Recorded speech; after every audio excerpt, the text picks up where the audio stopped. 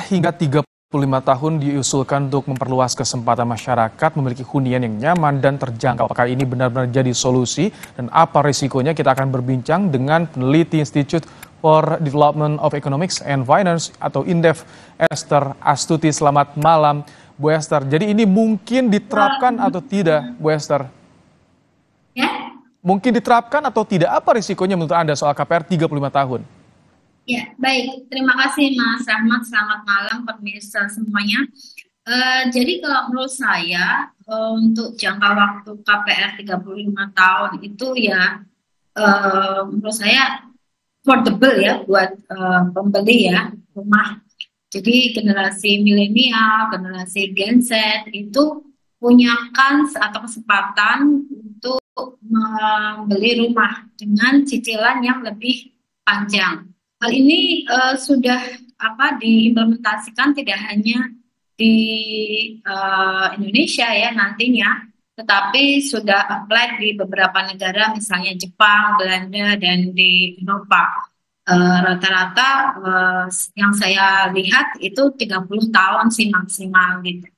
Risikonya bagaimana dengan long term seperti ini? 35 tahun tenornya. Ya, tentu saja ini resikonya sangat tinggi ya. Makanya saya menyarankan untuk KPR 35 tahun ini hanya untuk pemilik rumah pertama gitu ya. Jadi untuk generasi milenial, Gen Z yang umurnya itu kurang lebih 20-20-an tahun gitu, boleh apply ini karena mereka mungkin belum punya rumah gitu. Jadi rumah pertama mereka yang bisa diberikan fasilitas. Nah, untuk selain rumah pertama, misalnya rumah kedua, ketiga yang mereka mau beli ya nggak boleh dapat fasilitas ini gitu. Apakah ini benar bisa menarik Gen Z? Karena kan secara psikologi rumah yang lebih dekat dengan pusat perkantoran akan lebih mahal dan itu mungkin susah untuk diterapkan 35 tahun, Mbak Esther. Iya, betul, betul. Tetapi hal ini sudah lumrah diimplementasikan di negara lain ya.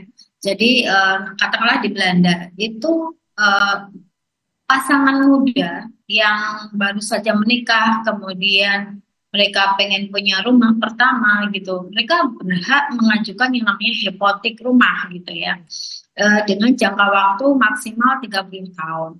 Memang kalau kita bicara tentang kredit rumah, ini semakin pendek semakin bagus, karena semakin murah gitu kan untuk konsumen. Tetapi cicilannya tentu kalau semakin panjang jangka kreditnya, jangka waktu kreditnya, maka semakin kecil. Walaupun in the end totalnya pasti jauh lebih mahal. Nah, tetapi bagi konsumen ini adalah salah satu solusi untuk menghadapi backlog ya, atau kesenjangan orang-orang yang belum punya rumah. Kita tahu bahwa di Indonesia itu pada tahun 2024 masih ada backlog sekitar 9,9 juta. Nah, padahal kita punya target backlog pada tahun 2045 itu zero backlog. Oh, Nah, ini kan target yang sangat ambisius gitu ya. Nah, kemudian untuk jadi ada 10 juta backlog perumahan yang ada di Indonesia. Mbak Esther, tapi kan pemerintah juga sudah ada skema subsidi uang muka, misalkan subsidi seperti itu apakah tidak cukup? Atau karena harus dipanjangkan tenornya sampai 35 tahun, tak cukup untuk bisa memenuhi keterjangkauan harga bagi Gen Z ini? Ya, subsidi uang muka atau FLPP yang sekarang ditawarkan 20 tahun, menurut saya itu mungkin saja bisa menjadi alternatif, tetapi alangkah baiknya kalau bisa diberikan jangka waktu kredit yang lebih panjang sehingga cicilannya lebih murah.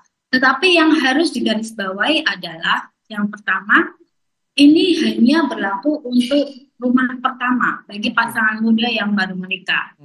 Karena apa?